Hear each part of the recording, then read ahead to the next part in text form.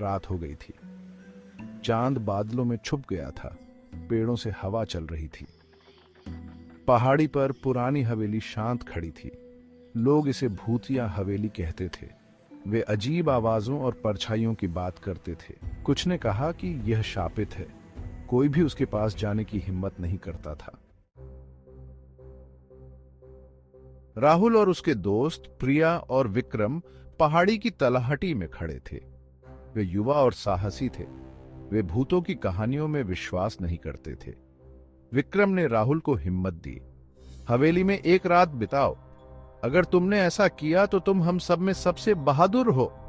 राहुल हिचकिचाया। पास से हवेली और भी भयानक लग रही थी, लेकिन वह एक चुनौती से पीछे नहीं हट सकता था। ठीक है, राहुल ने कहा, मैं करता हूं, लेकिन अगर कुछ हुआ तो तुम दोनों जिम्मेदार हो। भारी लकड़ी का दरवाजा खुल गया। अंदर हवेली अंधेरी और धूल भरी थी। हर कोने से मकड़ी के जाले लटके हुए थे। प्रिया कांप उठी। ये जगह मुझे डराती है, उसने फुसफुसाते हुए कहा। उन्होंने हवेली का पता लगाया। हर कमरा पिछले वाले की तरह ही भयानक था। दीवारों पर अजीबोगरीब परछाइयां नाचती हुई प्रतीत हो रही थी। उन्होंने धीमी फुसफुसाहट सुनी, लेकिन जब उन्होंने मुड़कर देखा तो वहां कोई नहीं था। अटारी में उन्हें एक लकड़ी का संदूक मिला। अंदर एक खिलौना सिपाही लेटा हुआ था, जिसने लाल वर्दी पहनी हुई थी।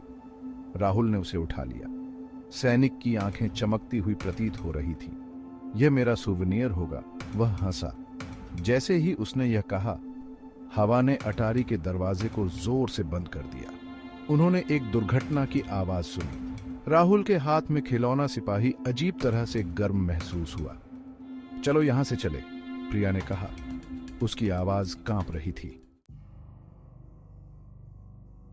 उन्होंने अटारी का दरवाजा खोलने की कोशिश की, लेकिन वह हिला नहीं। तभी राहुल के हाथ में खिलौना सिपाही हिलने लगा।